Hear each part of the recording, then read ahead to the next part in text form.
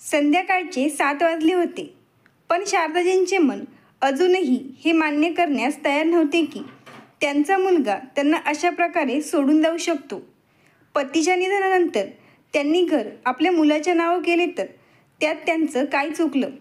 शेवटी ते त्याचंच तर घर होतं. पण त्याची आई त्याच्यासाठी परकी कधी झाली हे त्यालाही समजले नाही. जर स्वतःचाच मुलगा आईला ओझं समजू लागतो, तर दुसऱ्याच्या मुलीला दोष देण्यात काय अर्थ?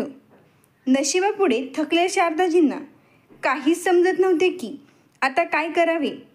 पोलिसांनी स्वतःसाठी चहा मागवला आणि 1 कप शारदाजींनाही दिला. तेव्हाच तिथे एक तरुण आला. पोलीस शारदाजींच्या दिशेने हात करत म्हणाले, असा कुठला मुलगा आहे जो आपल्या आईला अशा प्रकारे सोडून गेला असेल? त्यावेळी तो तरुण म्हणाला, मावशी, तुम्ही काळजी करू नका. माझं नाव श्याम आहे. मी आश्रय नावाने वृद्धांसाठी एक घर चालवतो. तुम्ही तिथे जाऊ शकता. धन्यवाद बेटा, पण माझ्या स्वतःच्याच मुलाने मला परक केलं तर आता मी तुझ्यावर ओझं होऊ शकत नाही. वृद्ध लोकांना ओझं समजणारे हे का विचार करत नाहीत की ते काही अमृत पिऊन आले नाहीत. त्यांनाही एक दिवस म्हातारपण येणारच आहे. श्याम म्हणाला, मावशी, तुम्ही माझ्यासाठी ओझं नाही. सरकारकडूनही मला मदत मिळते. तुम्ही माझ्यासोबत चला. तिथे तुमच्या वयाचे बरेच लोक आहेत. नाही बेटा, जरी माझं वय झालं असलं तरी मी असहाय्य नाही. श्याम चिंताग्रस्त होत म्हणाला, मग तुम्ही कुठे जाणार? जिथे मला माझा परमेश्वर घेऊन जाईल. यावर पोलीस म्हणाले, मावशी, आम्ही तुम्हाला असं जाऊ देणार नाही. घर किंवा एखाद्या नातेवाईकाचा पत्ता द्या, म्हणजे आम्ही तुम्हाला तिथे सोडू. नाहीतर तुम्हाला श्यामसोबतच जावं लागेल. शारदाजींनी मनात विचार केला, आता कोणत्या नातेवाईकाचं नाव सांगू? जेव्हा त्यांना कळेल की माझ्या स्वतःच्या मुलानेच मला असं एकटं सोडलं तर ते काय विचार करतील. त्यामुळे त्यांनी खोटं सांगितलं. बेटा, माझी एक बहीण आहे. तिचा पत्ता आठवला की मी तुला सांगीन. खरं सांगितलं असतं तर त्यांना श्यामसोबत जावं लागलं असतं. पण स्वाभिमानी शारदाजींना कोणाच्या दयेवर जगायचं नव्हतं. त्यांच्याकडे साडीच्या पदरात 700 रुपये गुंडाळलेले होते. त्यांनी 100 रुपये काढून श्यामला दिले आणि म्हणाल्या, बेटा, माझ्यासाठी काहीतरी खायला घेऊन ये. कदाचित खाल्ल्यावर माझ्या डोक्यात काहीतरी येईल आणि मला माझ्या बहिणीच्या घराचा पत्ता आठवेल. श्याम काही वेळातच पुरी भाजी घेऊन आला. खाल्ल्यानंतर शारदाजी म्हणाल्या, बेटा, मला मेडिकलमध्ये जायचं आहे. श्याम पोलिसांना सांगून त्यांना एका मेडिकलजवळ घेऊन गेला.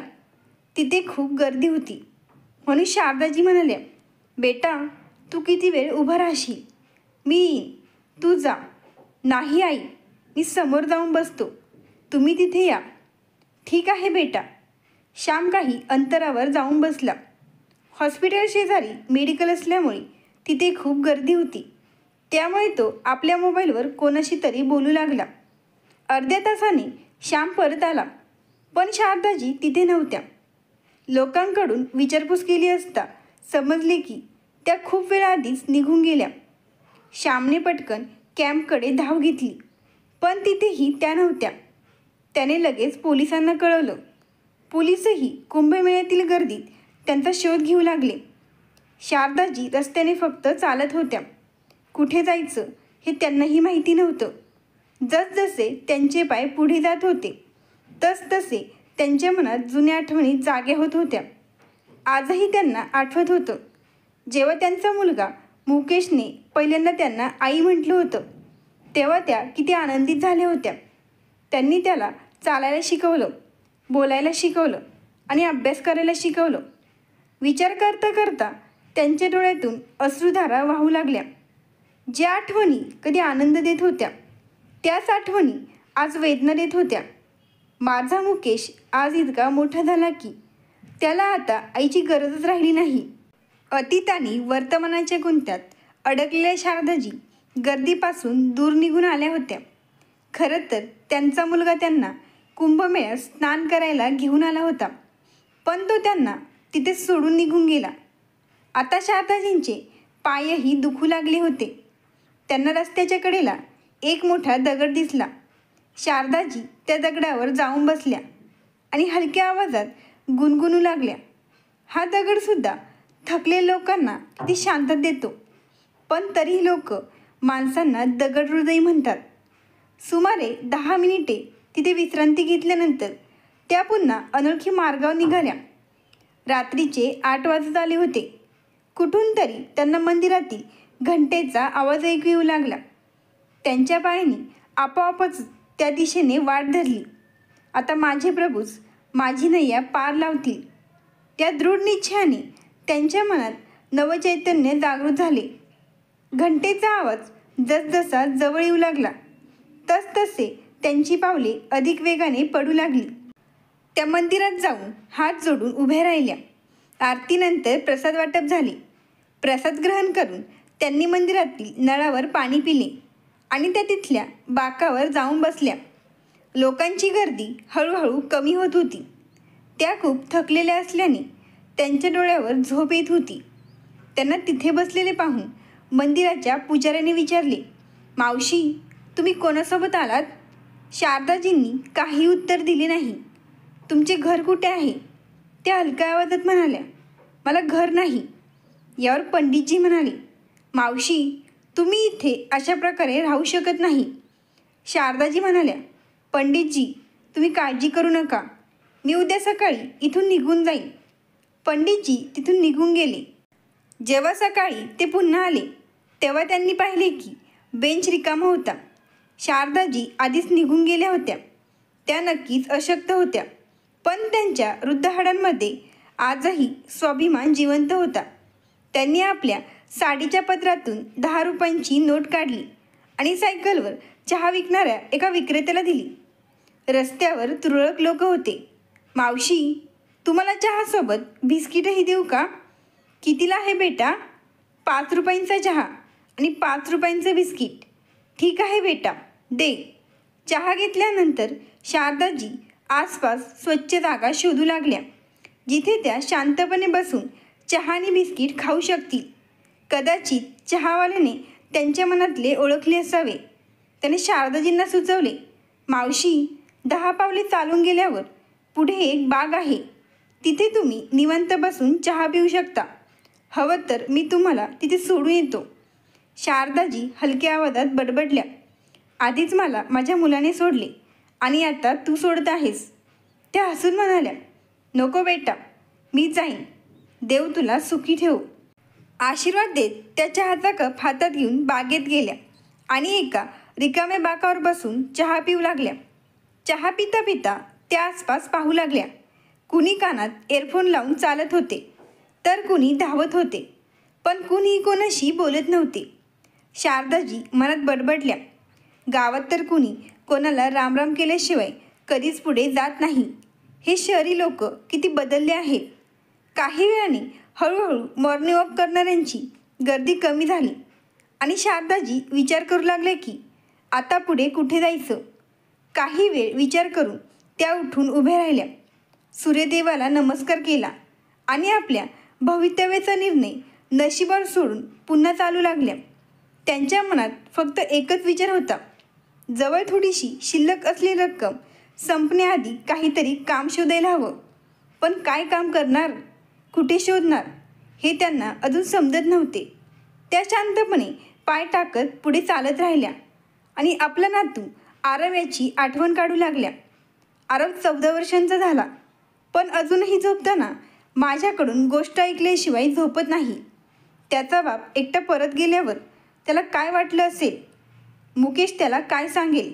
सांगेल का की त्याने स्वतःच्या आईला कुंभमेळ्यात सोडून दिलं? मुकेशने माझ्याशी जे केलं त्याने कधी कल्पना केली असेल का की भविष्यात त्याचा मुलगा आरवही त्याच्यासोबत असंच करेल? पण जर त्याने हा विचार केला असता तर कदाचित तो असा वागलाच नसता. असो, प्रभूची इच्छा. त्यांनीच माझ्यासाठी काहीतरी वेगळं ठरवलं असेल.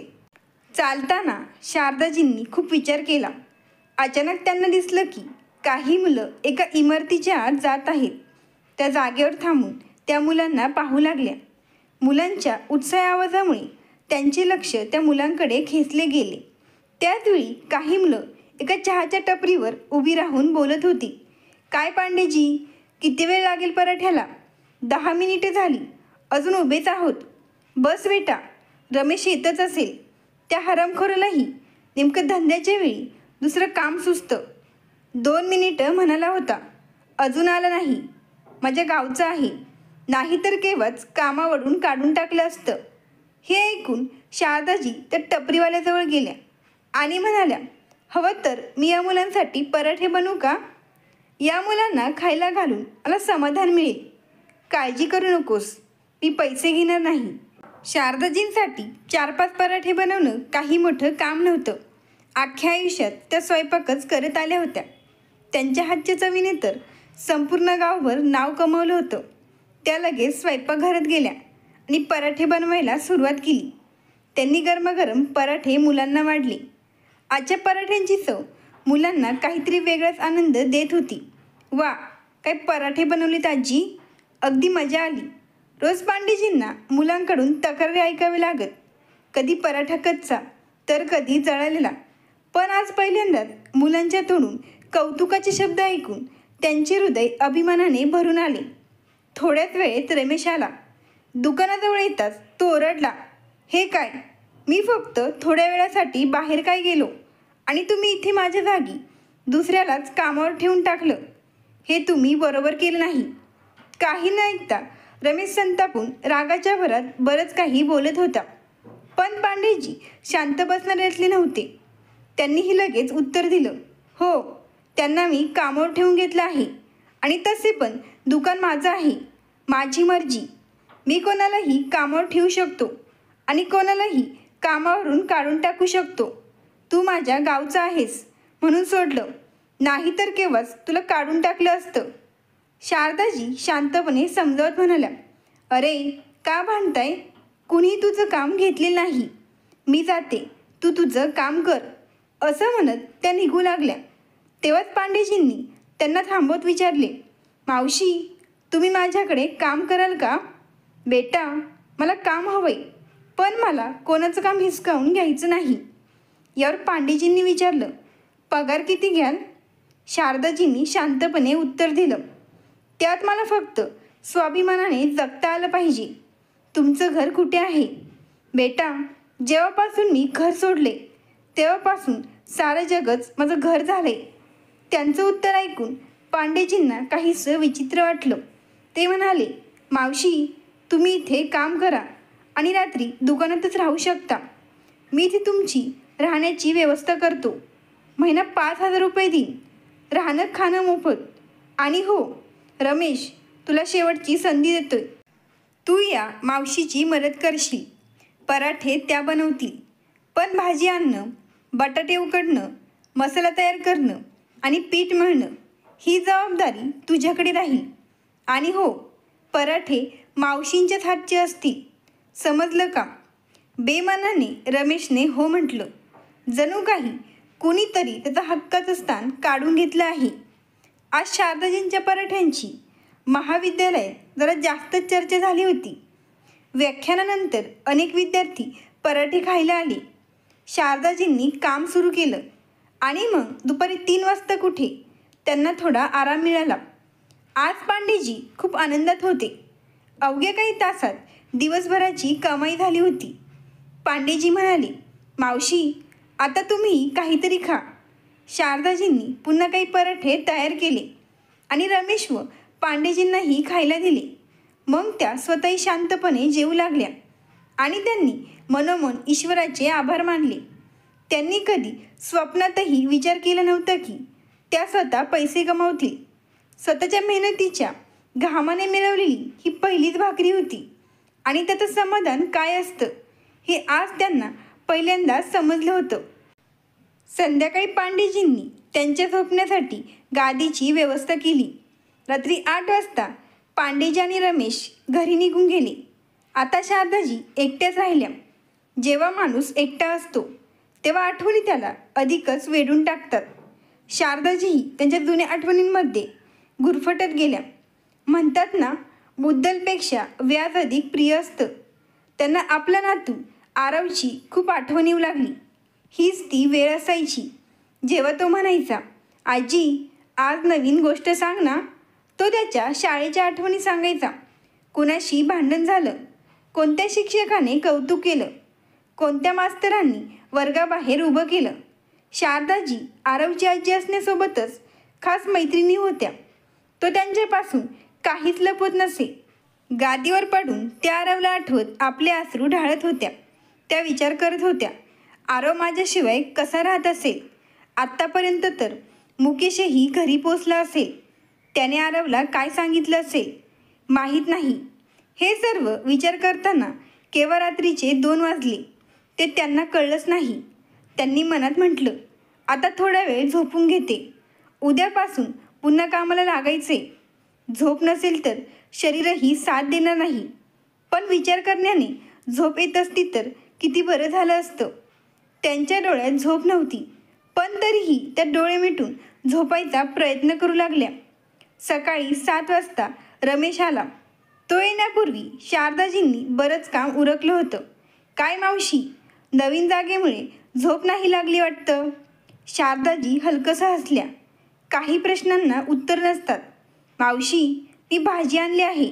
बटाटे उकडायला लावतो, त्यानंतर पीठ मळून घेतो. अजून काही सांगायचं असेल तर सांगा. मात्र सेठकडे तक्रार करू नका. तो फारच भांडकुदळ आहे. नाही रे बेटा, मी कशाला तक्रार करीन. असं म्हणत शारदाजी चहा बनवू लागल्या. त्यांनी 2 कप गरम चहा बनवला. चहा पिता पिता रमेश म्हणाला, मावशी एक विचारू का? तुम्ही इथले वाटत नाही. कुठून आलात? तुमच्या घरात कुणी नाही का? शारदाजींनी शांतपणे उत्तर दिलं, आहेत रे, सगळे आहेत. मग तुम्ही इथे का आलात? बस स्वतःचं अस्तित्व शोधायला बाहेर पडले आहे. मावशी, तुमच्या गोष्टी एखाद्या कोड्यापेक्षा कमी नाहीत. चहा मात्र एकदम भारी बनवला होता. चहा संपल्यावर दोघं नाश्त्याची तयारी करू लागले. सकाळी 9 वाजता दुकानात विद्यार्थ्यांची गर्दी सुरू झाली. कालचेच विद्यार्थी काही नव्या मित्रांना घेऊन आले होते. आजी, कालसारखे 2 मस्त आलू पराठे बनवा. शारदाजी प्रेमाने पराठे बनवू लागल्या. जणू काही घरच्या पाहुण्यांसाठी स्वयंपाक करत आहेत. या कामाच्या रूपात त्यांना जगण्याचा नवा आधार सापडला होता. या मुलांच्या हसण्यामध्ये त्या स्वतःचं दुःख विसरून जात होत्या. हळूहळू शारदाजी त्या मुलांना नावाने ओळखू लागल्या. सिगारेट ओढणाऱ्या मुलांना आता ते अधिकाराने सुनवत. मुलंही त्यांचा आदर करू लागले. त्यामुळे आता ते सिगारेट कुठेतरी दुसरीकडे ओढून मगच पराठे खायला येत असत. काहींनी तर त्यांच्या प्रेमापोटी सिगारेट ओढणंही बंद केलं होतं. पांडेजी त्यांचा वाढता व्यवसाय बघून खुश होते. दररोज शारदाजी काहीतरी नवीन शिकत होत्या. मात्र त्यांची रात्र रोजच्यासारखीच असायची. त्या एकट्या पडल्या की आठवणी त्यांना वेढून टाकायच्या. रोजच्या रोज त्यांच्या डोळ्यांमधून अश्रू व्हायचे. असंही म्हणतात की माणूस आपल्या आठवणीतच आपल्या माणसांना भेटत असतो. अनेक महिने उलटून गेले. पांडेजींचा व्यवसाय चांगलाच जोरात चालू होता. मात्र मिळालेल्या फायद्यातून इतर कोणाशी वाटणी करण्यास ते तयार नव्हते. यामुळे रमेश सतत नाराज राहत होता. मावशी, तुम्ही काही बोलत का नाही? काम वाढले, पण सेठ पगार वाढवायला तयार नाही. आधी म्हणत होते कमाई होत नाही म्हणून वाढवता येणार नाही, आणि आता व्यवसाय जोरात चालू असूनही आपल्याला पगार वाढवून देत नाही. बेटा, मला इथे 6 महिने झाले आहेत. जे मिळते त्यात माझं काम भागते. मी काय बोलू, पण तुझ्यासाठी आज बोलून बघते. रमेशने शारदाजींचं बँकेत खातं उघडून दिलं होतं. त्या त्याच्याकडे पैसे जमा करायला द्यायच्या. रमेश खूपच निराश दिसत होता. म्हणून शारदाजींनी आज पांडेजींशी त्याच्या पगाराविषयी नक्कीच बोलायचे ठरवलं. आता पांडेजी दिवसा दुकानावर कमी येत होते. त्यांचा शारदाजींवर पूर्ण विश्वास होता. संध्याकाळी 7 वाजता ते आले. शारदाजींनी त्यांच्यासाठी चहा बनवला आणि म्हणाल्या, बेटा, रमेश दिवसभर खूप मेहनत करतो. त्याचंही काम खूप वाढले. आता त्याचा पगार वाढव. काय रे, आता या मावशीलाही फूस लावतोस का? मावशी, तुम्ही मध्ये पडू नका. भाजीपाला महाग झालाय आणि नफा काही तितका होत नाही. बघू पुढे, असं म्हणत पांडेजींनी रमेशला उद्याच्या भाजीसाठी पैसे दिले आणि ते निघून गेले. शारदाजींना वाटलं होतं की त्यांच्या बोलण्याने रमेशचा पगार वाढेल. बिचारा रमेश 2 वर्षांपासून त्याच पगारात काम करत होता. कदाचित पैसा मिळाला की माणूस आणखीन लोभी होतो. पाहिलंत ना मावशी, 1 नंबरचा लुच्चा आहे. सगळा पैसा स्वतःजवळच ठेवतो. गावात माझी आई आहे, बायको आहे, 2 मुलं आहेत. 7,000त काय होते तुम्हीच सांगा. महिन्याच्या शेवटी थोडे पैसे कसेबसे घरी पाठवतो. यावेळी आई आजारी पडली, त्यामुळे खर्च जास्त झाला. गावाला जायला तिकिटाचे पैसे काढणेही कठीण झाले. त्यामुळे गावी जाणं 2 महिने पुढे ढकललं. बेटा, पैसे लागले तर माझ्याकडून घे. बँकेत तसे पण पडूनच आहेत. नाही मावशी, तुमच्याकडून पैसे घेणं वेगळं आणि हक्काचे पैसे घेणं वेगळं आहे. 2 वर्षांपासून त्याच पगारात काम करतोय. आता इथे राहावंसं वाटत नाही. बेटा, धीर धर, पुढे नक्की चांगलं होईल. मावशी, आपण दोघं मिळून नवा व्यवसाय सुरू करायचा का? मेहनत आपण करतो तर फायदासुद्धा आपलाच असायला हवा. बेटा, पांडेजींनी मला गरजेच्या वेळी आधार दिला. मला असं करणं बरं वाटणार नाही. मी पुन्हा एकदा त्यांच्याशी बोलून बघेन. ठीक आहे मावशी, मी निघतो आता. उद्या भेटू. आपण नोकर माणसं. बघू देव कधी आपल्याला याच्या गुलामीतून मुक्त करेल. पुढे काही दिवस असेच निघून गेले. आता रमेश कामावर तर यायचा, पण त्याचं कामात लक्ष लागेना. शारदाजी त्याचा उदास चेहरा पाहून दुःखी होत असत. त्यांनी अनेकदा पांडेजींना त्याच्या पगाराबद्दल सांगितलं होतं, पण त्यावर त्यांना काहीच फरक पडत नव्हता. शारदाजी मात्र आपलं काम नेहमीप्रमाणे उत्साहाने करत होत्या. मुलांसाठी चांगलं जेवण बनवणं त्यांना खूप आनंद देत होतं.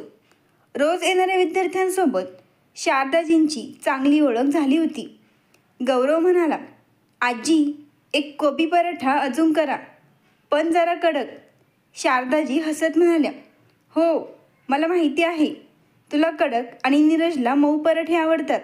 पराठे करत असताना त्यांची नजर जवळ उभे असलेल्या एका मुलाकडे गेली.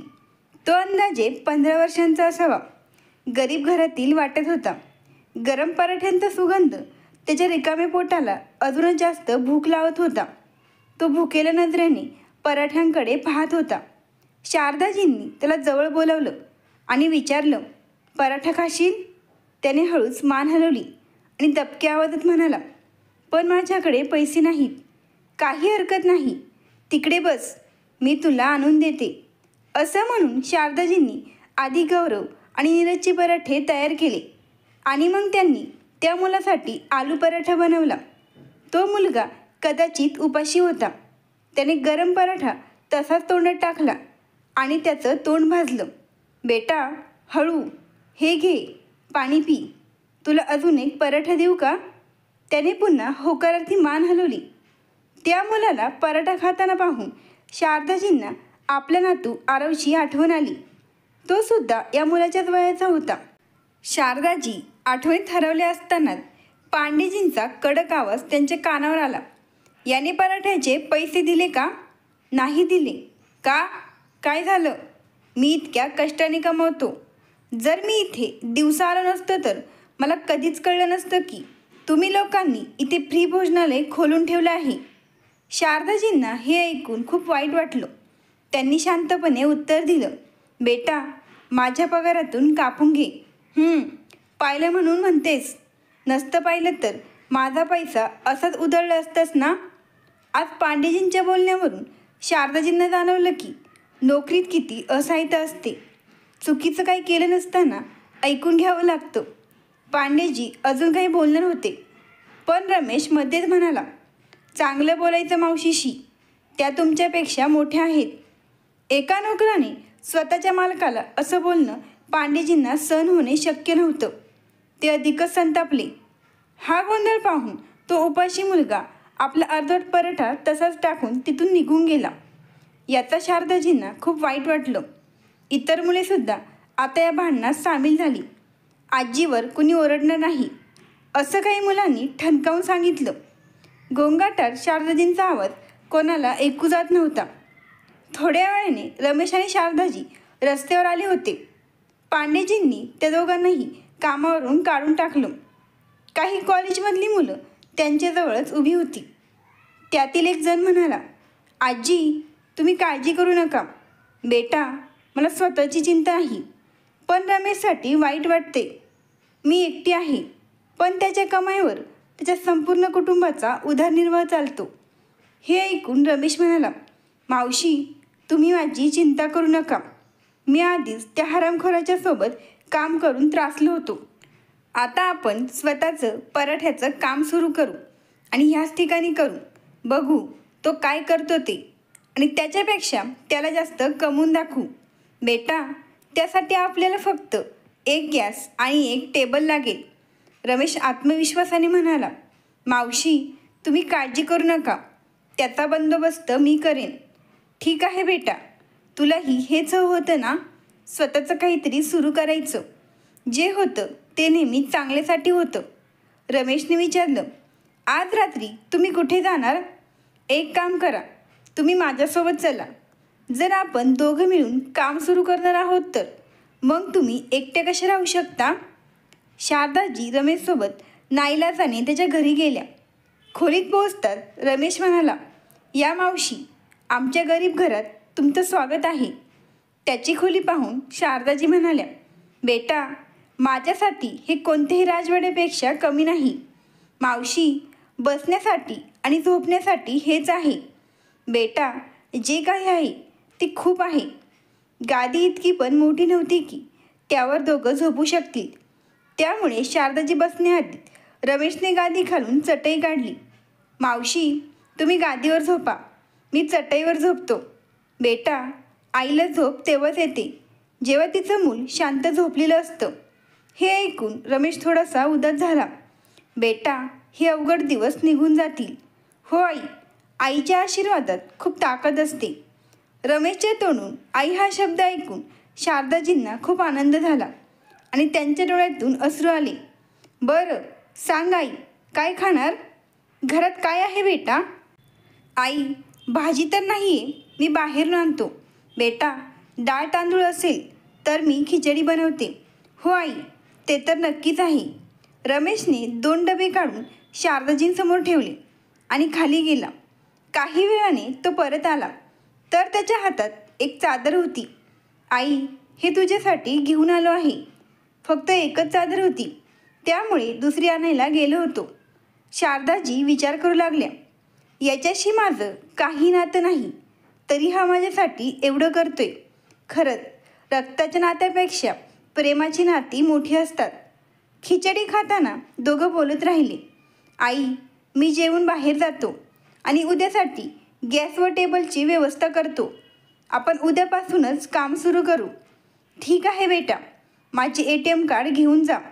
जेवढे पैसे लागतील तेवढे काढ. नको आई, माझ्याकडे पुरेसे आहेत. गरज पडली तर सांगेल. आणि आई, माझी वाट पाहू नकोस. तू झोपून घे, मला उशीर होऊ शकतो. रमेश खोलीबाहेर गेला. रात्री 10:30 वाजता तो परत आला. त्याच्या हातात एक जुनी गादी होती. आई, तू अजून झोपली नाहीस का? बेटा, खोलीची कडी उंच आहे, लावता आली नाही आणि खोली उघडी ठेवून कशी झोपू शकते? आई, इथे असे काहीच नाही जे कोणी चोरून नेईल. जुने कपडे, 2-4 भांडी, बस एवढेच आहे. आणि जर कोणी हे सुद्धा चोरून नेलं तर मी समजेन की त्याची परिस्थिती माझ्यापेक्षा बिकट आहे. शारदाजी हसल्या. अच्छा, हे सांग, गॅसचं काय झालं? आई, टेबल आणि गॅस दोन्ही मिळाले आहेत. उद्या सकाळी लवकर जाऊ. तू 10:30 वाजता विद्यापीठाजवळ ये. पांडे यांच्या दुकानासमोर त्या लिंबाच्या झाडाखाली सुरू करू. बेटा, मी तिथे कशी पोहोचू? आई, खोलीतून बाहेर आल्यावर डावीकडे जायचं. 2-3 दुकाने सोडली की ऑटो मिळेल. त्याला सांग विद्यापीठाजवळ सोड. ऑटो भरला की तो फक्त 10 रुपयात विद्यापीठाजवळ सोडेल. सुट्टे पैसे डाळीच्या डब्यात ठेवलेत, तिथून घे. ठीक आहे बेटा, आता झोप. तुला सकाळी लवकर उठायचं आहे. हो आई. रमेश झोपला आणि 2 मिनिटातच त्याला गाढ झोप लागली. त्याला शांत झोपलेले पाहून शारदाजी समाधानी झाल्या. त्यांनी ईश्वराकडे प्रार्थना केली की रमेशच्या व्यवसायात त्याला यश मिळो. सकाळी उठून शारदाजी विद्यापीठाजवळ पोचल्या. लिंबाच्या झाडाखाली रमेशने दुकान लावलं होतं आणि कामात व्यस्त होता. आई, मी तुझीच वाट पाहत होतो. मसाला तयार आहे. मुलं अनेकदा विचारून गेली आहेत. ते पुन्हा येतील. मी त्यांना सांगितले. पहिला पराठा तुझ्याच हातचा असेल. पांड्यांचं दुकान बंद होतं. शारदाजी तिकडे पाहू लागल्या जिथे 6 महिने त्यांनी काम केलं होतं. आता ते दुकान बंद पाहून त्यांना वाईट वाटलं. तेवढ्यात कॉलेजची मुलं आली. गौरव म्हणाला, आजी, तुमच्याच पराठ्यांची वाट पाहत होतो. लवकर खायला द्या. खूप भूक लागली आहे. ठीक आहे बेटा, लगेच देते. शारदाजी पराठे बनवू लागल्या. रमेश त्यांना मदत करत होता. रमेशने लिंबाच्या झाडाला एक बोर्ड लटकवला होता. त्यावर पराठ्यांच्या किमती लिहिल्या होत्या. त्यांनी पराठ्यांचे दर पांड्यांच्या दुकानापेक्षा कमी ठेवले होते आणि कॉलेजच्या विद्यार्थ्यांसाठी खास ऑफरही ठेवली होती. 2 पराठ्यांवर 3रा मोफत. विशेष ऑफरमुळे गर्दी वाढली. शारदाजी आणि रमेश दोघंही सतत काम करत होते. सकाळपासून काही न खाता ते काम करत राहिले. दुकान चांगले चालत असल्याचे पाहून दोघेही आपली तहानभूक विसरले होते. 12 वाजता थोडी विश्रांती मिळाली. आई, थोडं बस, मी पराठे बनवतो. पुन्हा गर्दी होईल. शारदाजी थकल्या होत्या म्हणून त्या खाली बसल्या. रमेशने पराठे करून शारदाजींना दिले आणि दोघांनी जेवण केलं. रमेश अतिशय आनंदी होता. शारदाजी विचार करत होत्या, स्वतःचं काम आणि दुसऱ्यासाठी केलेलं काम यात किती मोठा फरक असतो. दुपारी पुन्हा गर्दी वाढली. पांड्यांच्या दुकानात तुरळक ग्राहक होते जे फक्त चहा पिण्यासाठी आणि सिगारेट ओढण्यासाठी आले होते. रमेशच्या आनंदी डोळ्यांना पांडे यांची संतप्त नजर भिडली. त्यांनी पराठ्यांचे दर निम्मे केले, पण लोक शारदाजींच्याच हातचे पराठे खायला इकडे येत होते. काम संपून संध्याकाळी घरी पोचल्यावर रमेशने पैसे मोजले. आई, आज किती कमाई झाली माहिती आहे का?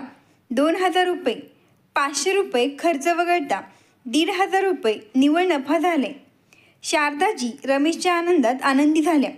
त्यांनी ईश्वराचे आभार मानले. दुसऱ्या दिवशी ते दुकानावर पोहोचले तर टेबल तुटलेला होता. तिकडे पांडेजींचे दुकान लवकर उघडले होते आणि त्यांच्या चेहऱ्यावर आनंद दिसत होता. रमेश निराश होऊन खाली बसला आणि शारदाजींना म्हणाला, आई, टेबल तुटलाय. आता काम कसं करायचं? बेटा, टेबलचे उर्वरित पायही तोडून टाक. आज आपण खाली बसून पराठे बनवू. रमेशला आईची कल्पना पटली. त्याने टेबलचे उरलेले पायसुद्धा तोडले आणि टेबल जमिनीवर ठेवून काम सुरू केलं. मुलांना पांड्यांच्या कृत्याची कल्पना मिळतात. जे लोक काल त्यांच्या दुकानावर गेले होते ते सुद्धा रमेशच्या गाडीकडे वळले आणि पुन्हा पांड्यांच्या दुकानात शुकशुकाट झाला. आज रमेश आनंदी होता आणि पांडे आपल्या दुकानात माशा मारत होता. एक जण मेहनतीने यशस्वी होत होता तर दुसरा ईर्षेच्या आगीत जळत होता. आजचे काम संपल्यानंतर रमेश संपूर्ण सामान घेऊन शारदाजींसोबत घरी निघाला. आज त्याने लाकडी बोर्डही सोबत घेतला कारण त्याला पांडेजींच्या इराद्यावर अजिबात विश्वास नव्हता. रमेशने चिंता व्यक्त करत म्हटले, आई, मला या लोभी माणसावर अजिबात विश्वास नाही. उद्या तो काय करेल काही सांगता येत नाही. शारदाजी त्याला समजावत म्हणाल्या, बेटा, तो काहीही करेल पण होईल तेच जे ईश्वराला मान्य असेल. तू झोपून जा. फक्त आपल्या मेहनतीवर विश्वास ठेव. जे आपल्या हातात आहे त्यावर लक्ष केंद्रित कर. जे आपल्या हातात नाही त्याचा विचार करून उगाच काळजी करून काय फायदा? हो आई, तू बरोबर बोलत आहेस. पण त्याच्या मनातील भीती काही कमी होत नव्हती. गेली कित्येक वर्ष तो पांडेजींच्या दुकानात काम करत होता. त्यामुळे त्याला चांगलाच अंदाज होता की तो किती कपटी आणि निर्दयी माणूस आहे. पण शारदाजींच्या शब्दांची आठवण करत त्याने स्वतःला समजवले, जे होईल ते होईल. उगाच विचार करून झोप खराब करण्यात काही फायदा नाही. संपूर्ण दिवसाच्या कष्टाने दोघेही लवकर झोपी गेले. दुसऱ्या दिवशी रमेशच्या दुकानासमोर पुन्हा गर्दी होती तर पांडेजींच्या दुकानासमोर मोजकेच लोक सिगारेट आणि चहा पिण्यासाठी थांबले होते. अचानक एक पोलीस रमेशच्या दुकानात आला.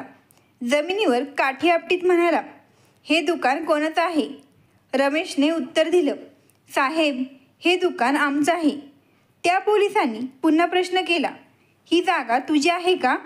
"नाही साहेब, सरकारी जागा आहे, पण आम्हाला 2च दिवस झाले आहेत इथे धंदा सुरू करून." रमेश थोडा घाबरत म्हणाला. तेव्हा पोलीस रागाने म्हणाला, "जिथे जागा दिसेल तिथे दुकान लावायचं. हा तुझ्या बापाचा इलाका आहे का? लगेच दुकान हटव, नाहीतर आम्ही आमच्या पद्धतीने हटवू." रमेशने विनंती केली, "साहेब, आमच्या पोटाचा प्रश्न आहे, कृपया असे करू नका." पण पोलिसाने त्याचं काहीच ऐकलं नाही. त्याने आपल्या काठीने त्यांचा संपूर्ण माल खाली फेकला. "आज सामान फेकले, उद्या पुन्हा दिसलं तर तुला फेकून देईल, समजलं का?" असे म्हणत तो सरळ पांडेजींच्या दुकानासमोर गेला आणि त्याने सिगारेट पेटवली. संपूर्ण सामान रस्त्यावर विखुरले होते, धुळीने माखलेले होते. रमेश निराश होऊन रडू लागला. शारदाजींनी त्याच्या खांद्यावर हात ठेवला आणि म्हणाल्या, "चल बेटा, घरी जाऊया." त्या रस्त्यावर पडलेले बटाटे उचलू लागल्या. हे पाहून कॉलेजची काही मुलं मदतीला आले. शारदाजींनी त्या मुलांना विचारले, "बेटा, एखादा जुना टेम्पो कोणाचा पडून किंवा विक्रीचा आहे का?" गौरव म्हणाला, "तुम्ही चिंता करू नका. माझ्या वडिलांचे एक मित्र आहेत जे सेकंड हँड गाड्यांचा व्यवसाय करतात. मी त्यांना विचारून तुम्हाला कळवतो. रमेश भैया, आणखीन काही मदतीची गरज असेल तर नक्की सांगा आणि तुमचा पत्ता देऊन जा." रमेशने आपला पत्ता सांगितला आणि गुपचूप ऑटोमध्ये बसला. घरी पोचल्यावर रमेश गादीवर पडला. शारदाजींनी विचारले, "चहा करून देऊ?" रमेशने उदास स्वरात उत्तर दिले, "नाही आई." शारदाजींनी तरीही 2 कप चहा बनवला आणि त्याला 1 कप दिला. "नाही आई, मी नाही पिऊ शकत." रमेशच्या डोळ्यात अश्रू आले. शारदाजींनी त्याला समजावले, "बेटा, धीर धर, हिंमत हारू नकोस." रमेश चिडून म्हणाला, "कुठून आणू हिंमत? लोक प्रामाणिकपणे पैसे कमवू देत नाहीत. आपण कोणाचे काय बिघडले होते? कष्ट करूनही जगू देत नाही." शारदाजींनी त्याला समजवण्याचा प्रयत्न केला, "बेटा, यातही काही चांगलेच असेल." "नाही आई, त्या हरामखोराला मी सोडणार नाही. जरी मला जेलमध्ये जावे लागले तरी चालेल. मी येतोच." असे म्हणून रमेश बाहेर जाऊ लागला.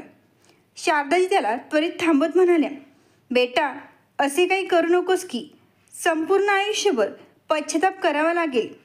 पण रमेश एकही शब्द न बोलता बाहेर निघून गेला. रात्रीचे 12 वाजले होते. रमेश अजूनही घरी आला नव्हता. शारदाजी चिंतेत होत्या. त्यांनी अनेक वेळा खोलीबाहेर येऊन रस्त्याच्या दिशेने पाहिले. वेळ जसजसा जात होता तसतशी त्यांची चिंता वाढत होती. कुठे जाऊ, कोणाला विचारू, त्यांना काही सुचत नव्हते. रात्रीचे 12:30 वाजले आणि रमेश दारात दिसला. शारदाजी जागे होत्या, पण त्यांनी असे भासवले जणू त्या झोपलेल्या आहेत. रमेश पूर्णपणे नशेत होता. यावेळी त्याच्यासोबत काही बोलण्यात काही फायदा नव्हता आणि जर त्याने त्यांना जागे पाहिले असते तर कदाचित तो लाजून गेला असता. सकाळी 10 वाजले तरी रमेश उठला नाही, म्हणून शारदाजींनी त्याला उठवले. "अरे, उठायचं नाही का?" रमेश वेदनांनी म्हणाला, "आई, डोकं दुखतंय, उठवत नाहीये. आज कामाला जायचं नाही का?" "आई, आता मी तिथं मार खायला परत जाऊ का? तो हलकट मला कधीच काम करू देणार नाही." "बेटा," असं बोलून तू आधीच हरलास. म्हणजे तू तुझ्या शत्रूला स्वतःहून जास्त शक्तिशाली समजून त्याच्यासमोर गुडघे टेकवलेस. तर मग काय करू आई? परत जाऊन आपलं नुकसान करून घ्यायचं का? बघ बेटा, मला फारसं काही कळत नाही, पण आपण त्याच्या दुकानासमोरच दुकान का लावायचं? इतकं मोठं शहर आहे, कुठेतरी दुसरीकडे दुकान लावू. आई, तुला तो माणूस माहीत नाही. आपण कुठेही दुकान लावलं तरी तो तिथंही आपल्याला शांतपणे धंदा करू देणार नाही." रमेशची ही गोष्ट ऐकून शारदाजी मनातून उदास झाल्या आणि त्यांनी दोघांसाठी चहा बनवायला सुरुवात केली. त्या चहा बनवत होत्या तेवढ्यात दरवाजावर टकटक झाली. रमेशने दरवाजा उघडला तर समोर कॉलेजचे विद्यार्थी गौरव आणि नीरज उभे होते. तुम्ही दोघे इथे? मुलांना पाहून शारदाजी हसल्या. या मुलांनो, अगदी बरोबर वेळी आलात. चहा तयार आहे. त्यांनी सर्वांना अर्धा अर्धा कप चहा दिला आणि विचारलं, आता सांगा कसं काय आलात? नीरज हसत म्हणाला, आजी, तुमच्या पराठ्यांची आठवण आली आणि त्या सुगंधाचा माग काढत आलो. गौरवने विश्वास दिला. रमेश भैया, तुम्ही जास्त चिंतित राहू नका. आम्ही या समस्येचा काहीतरी तोडगा काढण्याचा प्रयत्न करतोय. आज आम्ही आमच्या कॉलेजचे संस्थापक विश्वनाथ तिवारी यांच्याशी चर्चा करणार आहोत. काहीतरी मार्ग नक्कीच निघेल. रमेश त्यांच्या दिलासाने थोडा हसला. जेव्हा सगळीकडे अंधार दिसतो तेव्हा छोटीशी आशा फार मोठा आधार वाटते. गौरव आणि नीरज चहा पिऊन निघून गेले. ते गेल्यानंतर रमेश थोडा उत्साही वाटू लागला. आई, तुला काय वाटतं? काही चांगलं होईल का? नक्कीच चांगलं होईल बेटा. काळ बदलतोच. आई, भूक लागली. काहीतरी कर ना. तोपर्यंत मी घरी फोन करून येतो. माझं खूप दिवसांपासून बोलणं झालं नाही.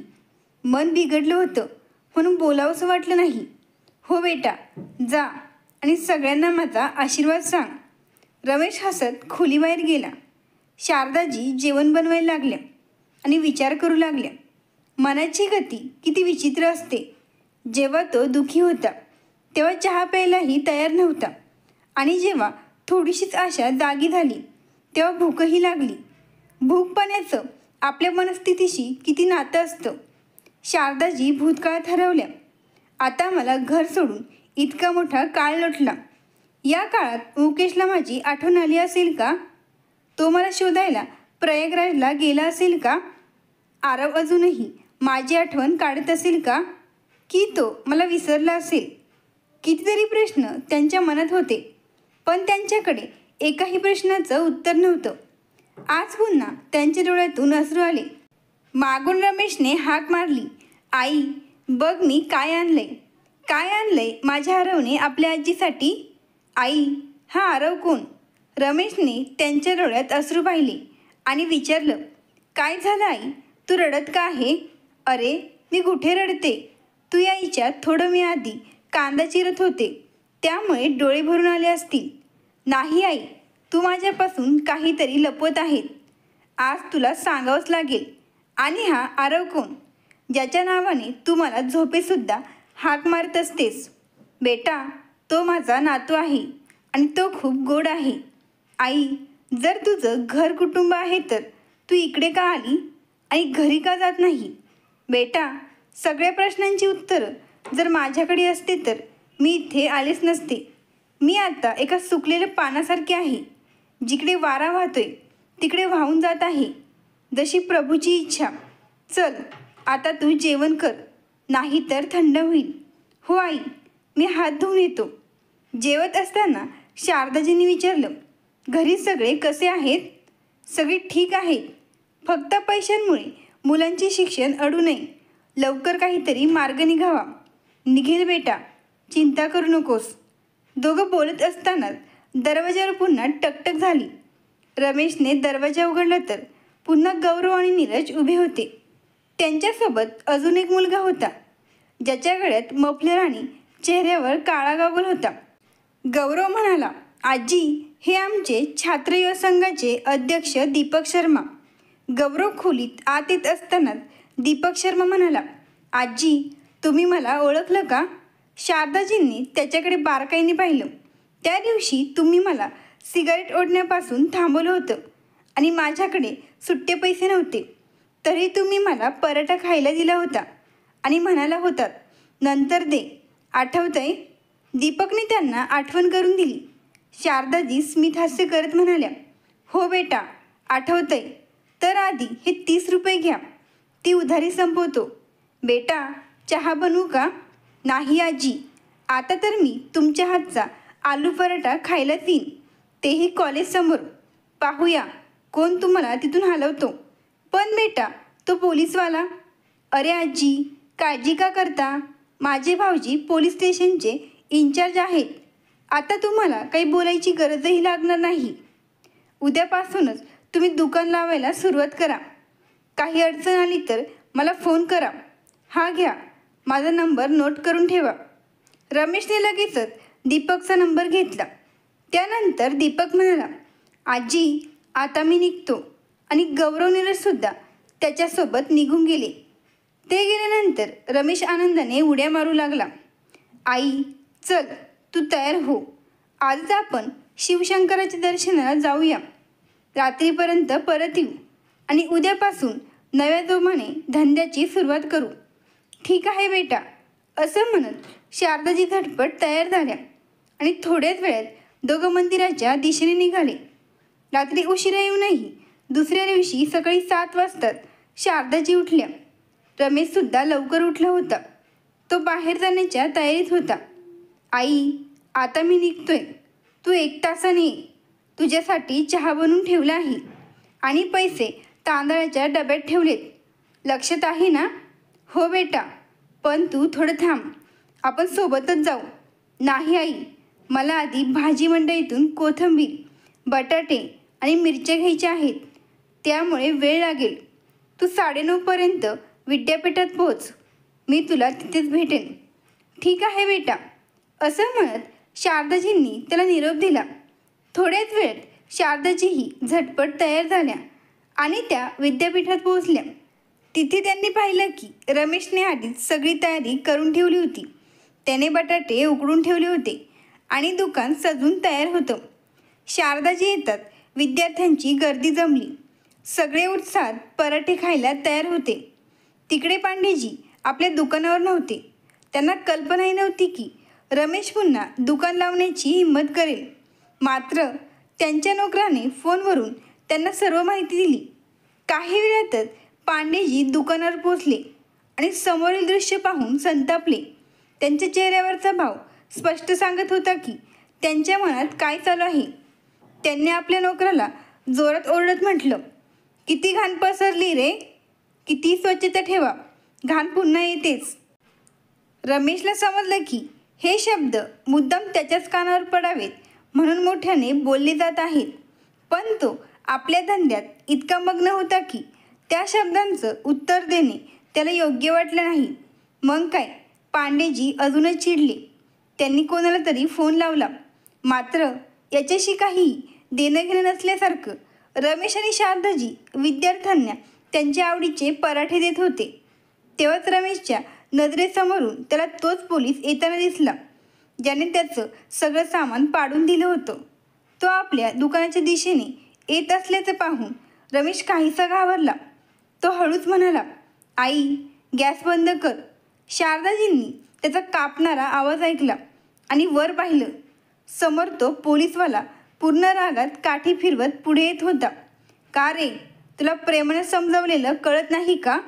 खरंच कोणीतरी बरोबर म्हटले आहे, लातो के भूत बातों से नहीं मानते. साहेब, ते तर मी. माझ्यासमोर तोंड चालवतोस? थांब, तुला आता दाखवतो. पोलीस रमेशवर हात उचललाच होता की अचानक कोणीतरी मागून त्याच्या खांद्यावर हात ठेवला. काय रे, कोण आहे, असे म्हणत पोलीस मागे वळला.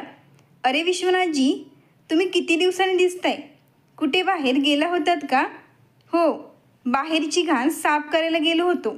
आता परत आलोय इथली घाण साफ करायला. आणि एक गोष्ट कान उघडे ठेवून ऐक, हा माझा माणूस आहे. आजपासून याला कुठलाच त्रास झाला नाही पाहिजे.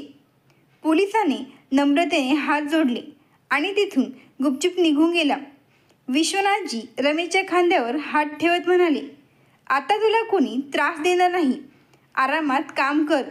विद्यापीठाच्या आतच तुला लवकरच कॉन्ट्रॅक्ट मिळवून द्यायचा प्रयत्न करतो. पण तोपर्यंत इथे निर्धास्त काम कर. शारदाजींनी विश्वनाथजींना मनापासून धन्यवाद म्हटले. पांडेजींना रमेशचा आनंद पाहून खूप त्रास झाला. त्यांना आपला पराभव सहन होत नव्हता. पण विश्वनाथजींनी यात हस्तक्षेप केल्यामुळे त्यांना माहीत होतं की आता ते काही करू शकणार नाहीत. अन्यथा त्यांचं स्वतःचं दुकान टिकवणं कठीण होईल. रमेशचा आनंद बघून पांडेजी अस्वस्थ झाले आणि ते आपले दुकान लवकर बंद करून घरी निघून गेले. संध्याकाळी घरी आल्यावर रमेशने शारदाने सांगितलं, आई, मी विचार करतोय की आपणही चहाचं दुकान सुरू करावं. म्हणजे पांडेजींना आपलं दुकान लवकरच बंद करावं लागेल. खूप त्रास दिलाय त्यांनी. आता त्याची वेळ आहे. नाही बेटा, तूही त्याच्यासारखंच करशील तर मग त्यात आणि तुझ्यात फरक काय? तू चुकीचा नव्हतास म्हणून सगळ्या अडचणीनंतरही तुझं काम सुरू झालं. आता फक्त याचा विचार कर की आपला व्यवसाय कसा वाढवायचा. दुसऱ्यांचं काम बंद करण्याचा विचार करू नकोस. पांडेजी कसे असले तरी त्यांच्या दुकानाने आपल्याला कित्येक दिवस आधार दिला आहे. मी त्यांचं दुकान बंद होताना पाहू इच्छित नाही. हो आई, तू खरं बोलत आहेस. रात्रभर त्यांनी शांतपणे झोप घेतली. आता दररोज रमेशच्या दुकानावर गर्दी वाढू लागली. त्याच्या चेहऱ्यावर एक वेगळी चमक दिसू लागली. काही दिवसातच विश्वनाथजींनी शारदाजींना कॉलेजच्या कॅन्टीनचं कॉन्ट्रॅक्ट मिळवून दिलं. आता मुलांसोबतच कॉलेजचे शिक्षकही शारदाजींचा पराठ्यांचा आस्वाद घेत होते आणि त्यांची कमाई पूर्वीपेक्षा अधिक होत होती. हळूहळू रमेशने स्वतःचं घर बांधलं आणि संपूर्ण कुटुंबाला गावाहून शहरात बोलवून घेतलं. शारदाजींना तर जणू पूर्ण कुटुंबच मिळालं होतं. आता त्यांचा प्रत्येक दिवस आनंदात जात होता. रमेशने दुकानावर काही कामगारही ठेवले होते आणि शारदाजींनी त्यांना सगळं व्यवस्थित शिकवलं होतं. पुढे 4 वर्ष कशी गेली ते कळलंच नाही.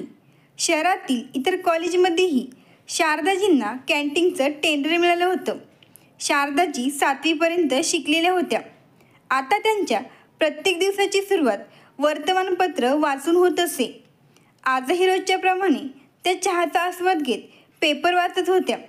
पण एका बातमीने अचानक त्यांचं लक्ष वेधून घेतलं. बातमी वाचताच त्यांनी पेपर टेबलावर ठेवला. तेव्हाच रमेश चहा घेऊन त्यांच्या खोलीत आला आणि त्यांना गहन विचारात पाहून म्हणाला, काय झालं आई, आज पेपर का वाचत नाही? बेटा, जितक्या वेगाने जग बदलतंय ना, त्याहूनही वेगाने नाती बदलत आहेत. आज एका 70 वर्षाच्या म्हातारीला कोणीतरी प्रयागराज रेल्वे स्टेशनवर एकटं सोडून गेलं.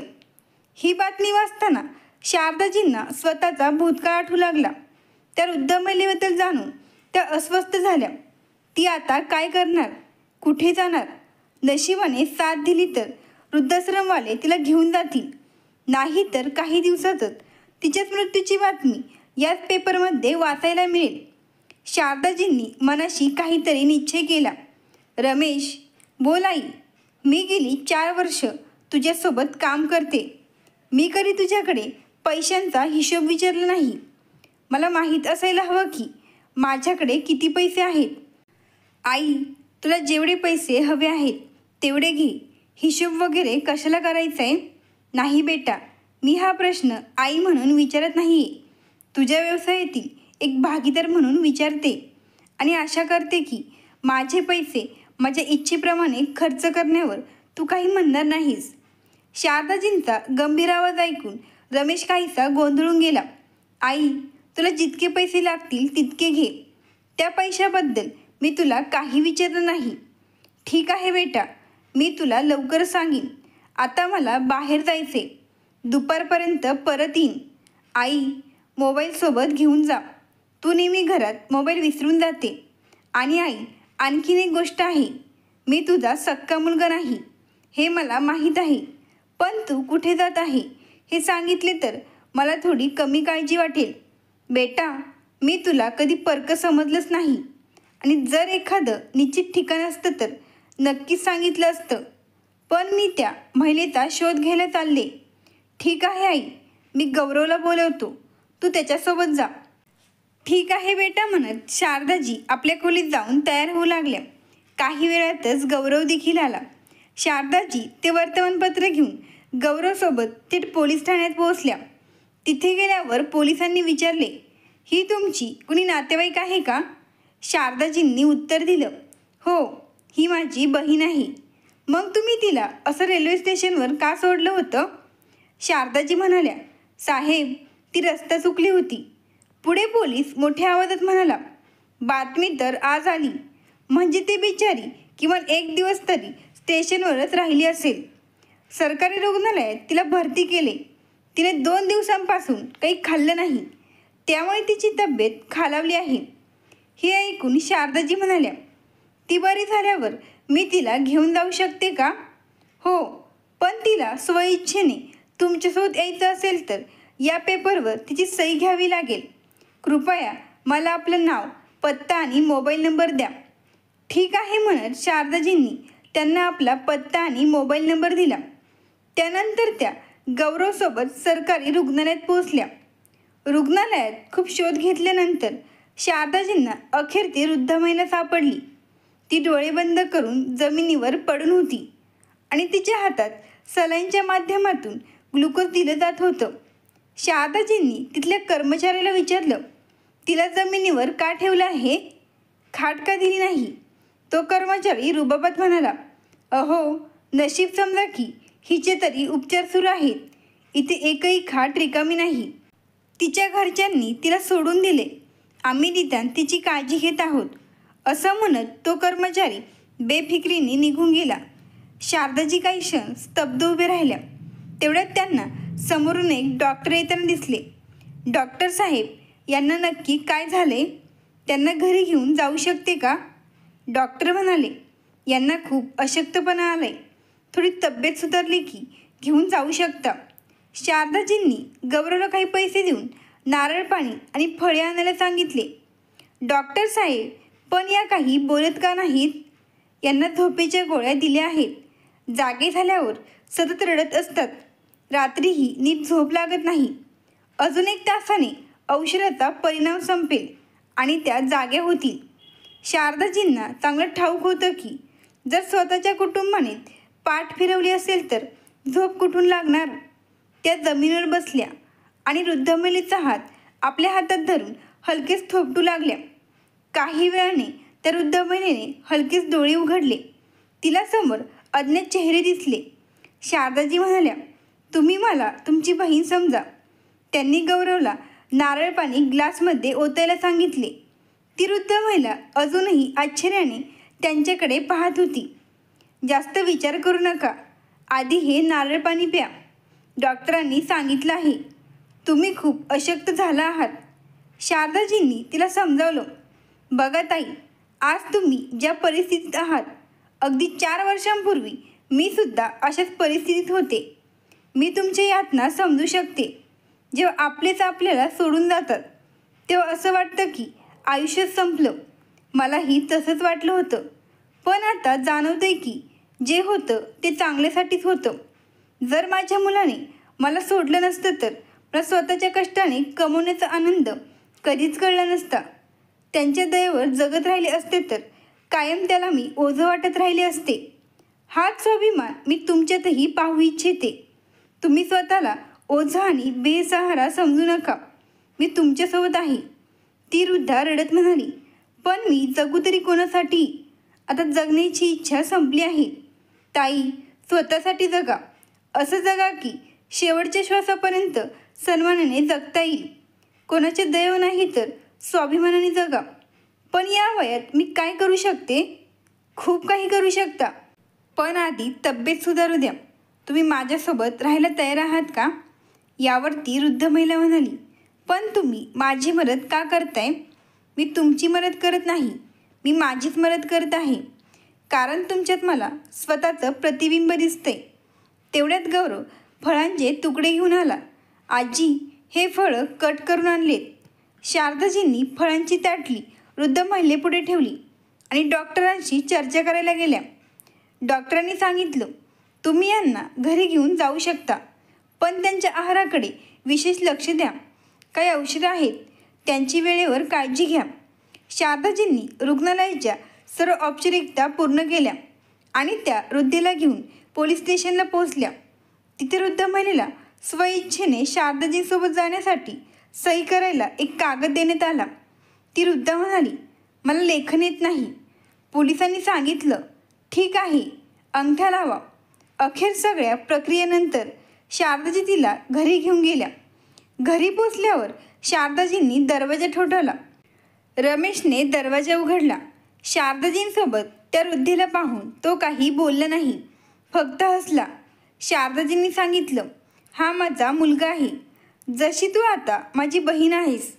त्यांचा आवाज ऐकूनही रमेशची पत्नी बाहेर आली नाही. शारदाजी त्या वृद्धेला घेऊन आपल्या खोलीत गेल्या आणि तिला आराम करायला सांगितलं. त्यानंतर त्या रमेशच्या खोलीकडे जात होत्या तेव्हा त्यांना त्यांच्या सुनेचा चढा आवाज ऐकू आला. हे घर आहे की धर्मशाळा? रोडवरच्या कोणालाही इथे आणून ठेवणार का?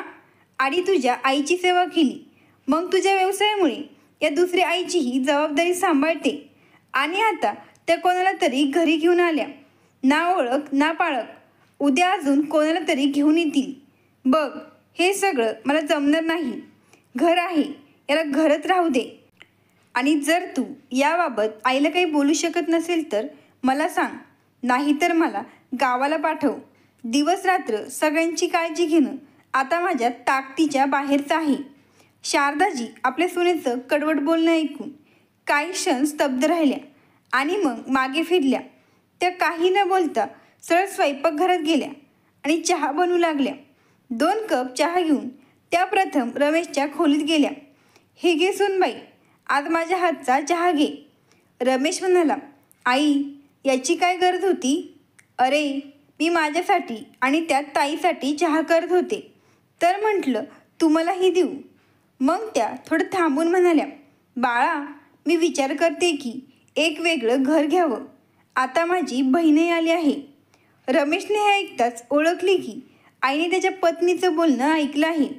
पण आई, रमेश काही बोलणार होता, पण त्याच्या पत्नीने त्याला हलकंसं कोपऱ्याने टोचवलं. शारदाजींनी शांत स्वरात पुढे सांगितलं, बाळा, आता माझ्या आयुष्याच्या या टप्प्यावर माझी एकच इच्छा आहे. कोणालाही वृद्धपणी दर फिरावं लागू नये. ज्या कठीण काळात तू माझी साथ दिलीस, तशीच मीही कोणाची तरी साथ द्यायला हवी. मला मदतीची सवय झाली नाही आहे. मला मदत करायला आवडतं.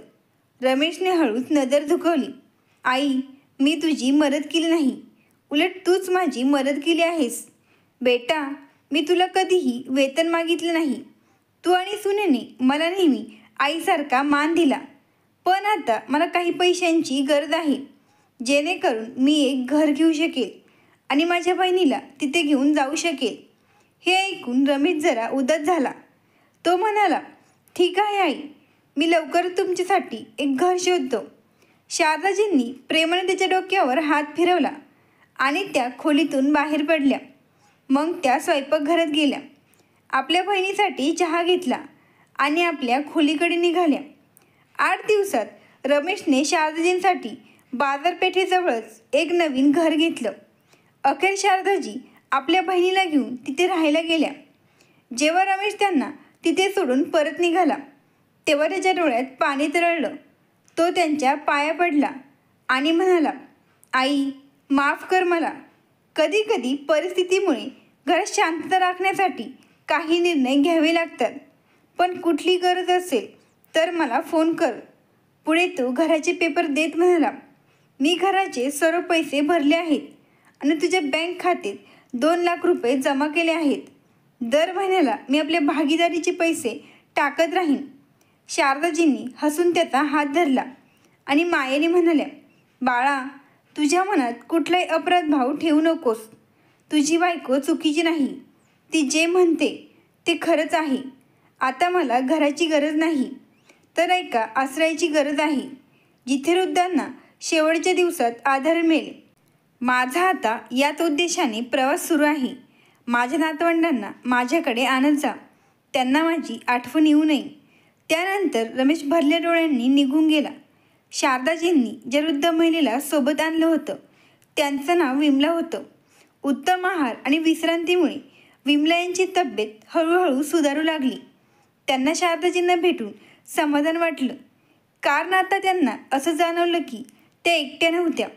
पूर्वी त्यांना वाटायचं की त्यांच्या मुलांनी त्यांना टाकून दिलं म्हणजे त्यांच्या संगोपनात काही कमी पडलं असेल. पण आता त्या समजू लागल्या की काळ बदलतोय.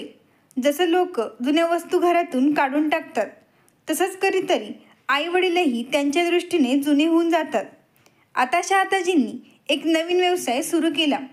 विमला यांना उत्कृष्ट लोणचं बनवता येत होतं, त्यामुळे त्या लोणचं तयार करायच्या आणि शारदाजींनी घरापुढे छोट्याशा दुकानात पराठे करायला सुरुवात केली.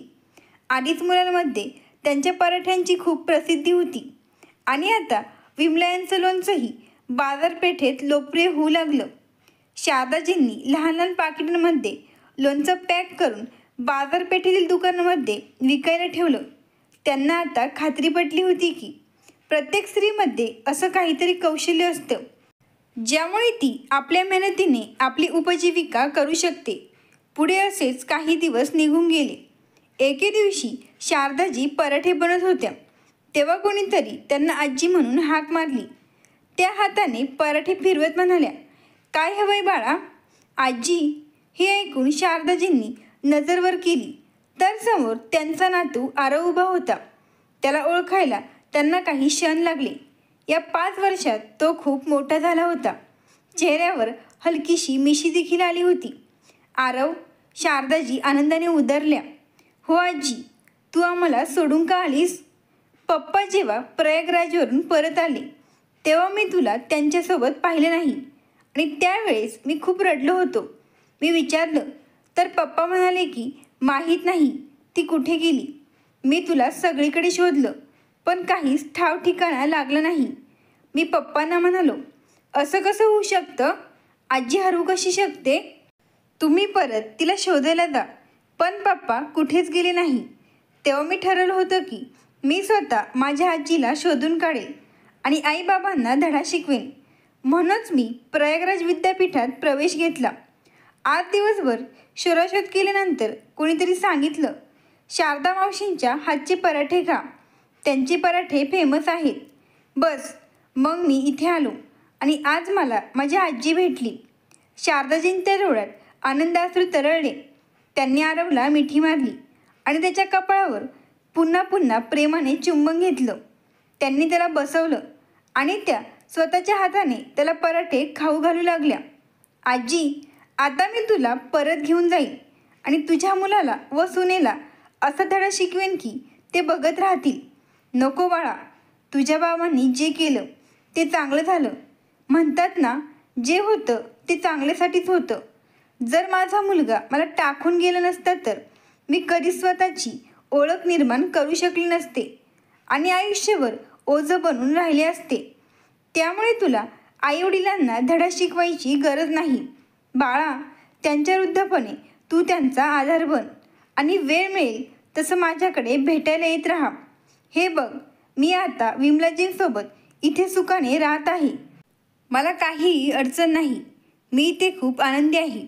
हे ऐकून आरव थोडासा उदास झाला आणि म्हणाला, आजी, तू किती चांगली आहेस. आईबाबांनी तुझ्यासोबत इतकं वाईट केलं पण तू अजूनही त्यांच्या भल्याचा विचार करते. हो बाळा, कारण आता मी खूप आनंदी आहे आणि मी कोणालाही दुःखात पाहू इच्छित नाही. त्यामुळे आता तू माझी काळजी करणं सोडून दे आणि रोज माझ्या हातची गरमागरम पराठे खायला येत जा.